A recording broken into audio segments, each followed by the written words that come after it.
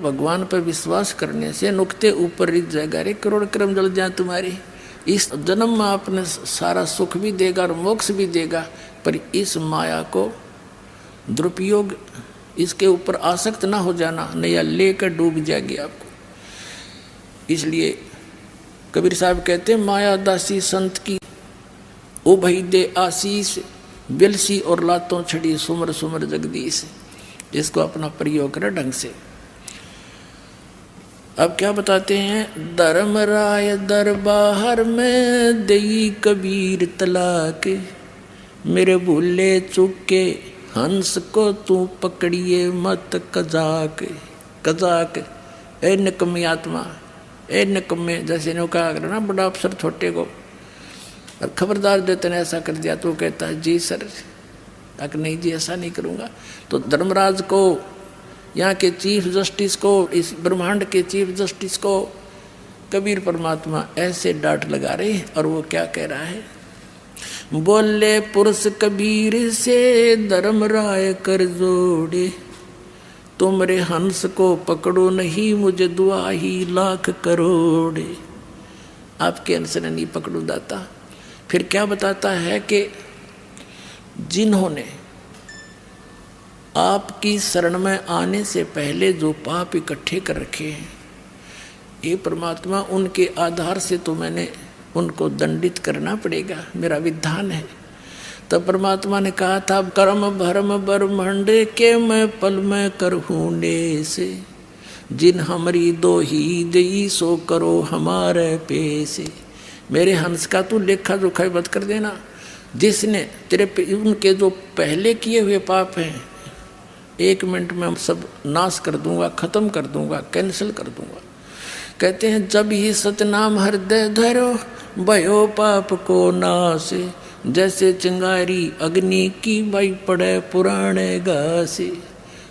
लाखों टन घास पड़ा हो सूखा, एक माचिस की सीख जला कर लगा दो, सारे को फूक कर राख बना देगी, चलेगी आंधी तूफान, साफ हो जाएगा, समाप्त हो जाएंगे। तो परमात्मा कहते हैं, मेरे हंस की जो पहले के कर्म हैं तेरे अकाउंट से मैं खत्म कर दूंगा। क्या बताते हैं, शिव मंडल ब्रह्मापुरी चाहे विष्णु लोक में हो, हमरे गुण भूले नहीं तो आन छुटाऊं तो। अपना आत्माओं, आप धीरे धीरे समझ जाओगे। अभी तो बच्चे हो, कोई पहली कक्षा का है, कोई दूसरी कक्षा का, किसी ने आज प्रवेश ही पाया है। और जो पुराने हो गए उनके तो हृदय में दास जो वचन बोलता है सारी 100% सत्य सिद्ध होते हैं, स्वीकार्य होते हैं, आपको भी हो जाएंगे। यो ज्ञान आज तक आपने सुना को नहीं है, पूरे विश्व में ज्ञान नहीं। अब क्या है, ये है वो प्राइम टाइम मोक्ष का और भक्ति यथार्थ कराने का। आपकी अब परमात्मा के बच्चों से परमात्मा ने अब भक्ति करानी है। पूरे विश्व के प्राणी जो मनुष्य शरीर धारण करते रहेंगे उनको ये सतनाम मिलता रहेगा, और इसी से मोक्ष होना था। ये अभी तक छुपा रखा था। ये सतनाम आज तक इस दास के अतिरिक्त या उन महापुरुषों के अतिरिक्त जिन्होंने सीधे भगवान मिले थे उनको दिया था सतनाम, जाप भी दिया था, सारनाम भी बताया था, लेकिन उनको आगे देने को मना कर दिया था, किसी को जिक्र भी नहीं करना। धर्मदास मेरी लाख दुहाई, ये सार शब्द की दबार न जाई, सार शब्द बार जो पढ़ी या बिचली पीढ़ी हंसनी तेरी। ये बिचली पीढ़ी आ गई, प्रथम पीढ़ी थी जो परमात्मा आए थे 600 वर्ष पहले, और ये बिचली पीढ़ी अब हजारों वर्ष चलेगा ये सतमार्ग, और पूरे विश्व में सतयुग जैसा माहौल बनेगा। इस माया की दौड़ से वापस हटेंगे, प्यार से रहा करेंगे, सबको पता चल जाएगा हम कहाँ बैठे हैं और क्या इकट्ठा कर रहे हैं। जब भगवान को खोजते किस लिए हैं कि वो हमें सुख दे, हमें निर्धन को धनी करे, तो फिर ये भगवान मिल गया क्यों ना करेगा, वो गुण उसके अंदर विद्यमान है। तो फिर हमें विश्वास होगा, रोज सुख होंगे तब विश्वास भी होगा। सुख जब होंगे जब हम दृढ़ रहेंगे, भगवान को छोड़कर अन्य किसी की उपासना नहीं करेंगे, नियमित रहेंगे, सारे सुख आपको डेली दिया करेगा, न्यारे न्यारे पल पल पर आपको दिखाएगा कि ये मैंने सुख दिया है, ये मेरा किया हुआ काम है, तुम्हारा यहाँ पृथ्वी पर नहीं हो सकता था। तो फिर क्या होगा, तो ये वो समय है, और इस समय में आपको वो तीनों टाइप का कंप्लीट कोर्स मिल गया। प्रथम मंत्र फिर वो सतनाम 2 अक्षर का, फिर सार शब्द, वो सार नाम बाद में दिया जाएगा आपको जब आप योग्य हो जाओगे। अब तो दास इसलिए थोड़ा सा समय अधिक ले रहा है इस सार नाम के देने में कि कुछ ऐसा ना हो जाए कि एक आधा दुष्ट व्यक्ति इस प्रारंभ में 1-2 यहाँ से छोड़ गया, तीनों नाम ले गया, और फिर वो एक कहीं आप ना देने लग जाए, कोई अधिकारी तो है ही नहीं, इसलिए थोड़ा सा डिले कर रखा था कि इनको पूरा विश्वास हो जाए। धीरे धीरे 2-3-4 वर्ष के बाद देता हूँ। आने वाले समय में जब पूरे विश्व में एक रस हो जाएंगे, अब जैसे 4 महीने के बाद सतनाम दिया जाता है और फिर 1 वर्ष के बाद आपको सार नाम दे दिया करेंगे और पहले भी समय रख दिया जाएगा। तो इस प्रकार ये बहुत सारा काम सुचारू और सुनियोजित तरीके से परमात्मा करे। तो अब जो आप पार हो जाओगे, आप तो गए सतलोक में, और जो पार नहीं होंगे,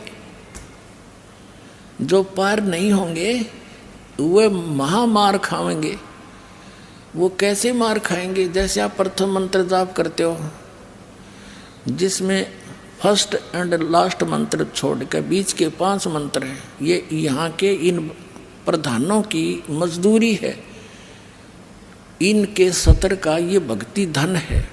तो इस जैसे गणेश जी का मंत्र आपको दिया जाता है, विष्णु जी का लक्ष्मी जी वाला मंत्र दिया जाता है, और इस सावित्री ब्रह्मा जी वाला, और शिव और पार्वती वाला, दुर्गा वाला, ये मंत्र आपको दिए जाते हैं।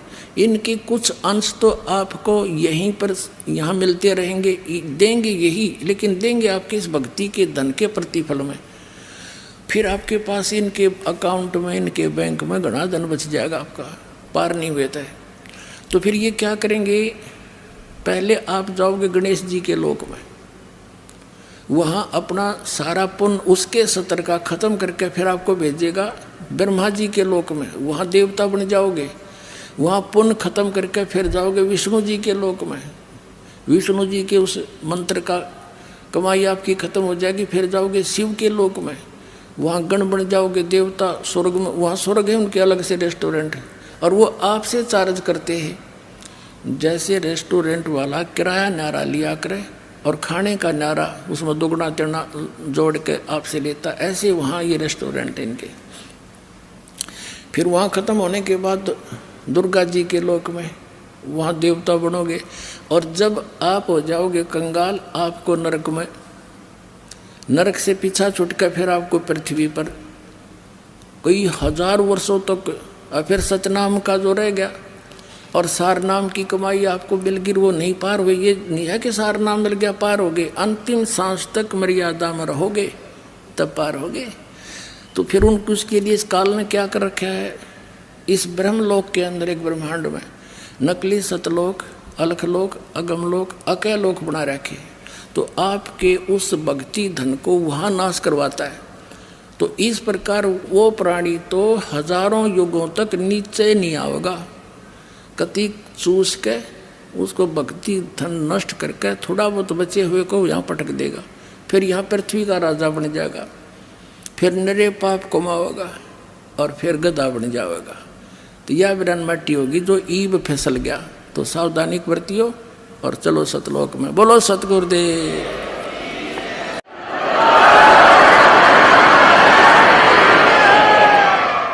अब कबीर साहब कहते हैं कि शिव मंडल ब्रह्मापुरी चाहे विष्णु लोक में हो, हमरे गुण भूले नहीं तो आन छुटाऊं। तो जैसे गलती से कोई रह गया और वहाँ जाकर उसका याद आ गया कि हम तो गलत कराए, गुरुजी बताया करते थे, यहाँ तो हमारी पूंजी धन नष्ट होगी। अगर वहाँ भी आप पुकारोगे मालिक को, कहते वहाँ से भी छुटा लाऊंगा तुमको और पुनः फिर भक्ति प्रारंभ करा दूंगा। इतना समर्थ है ये परमात्मा। बोलो सतगुरुदेव।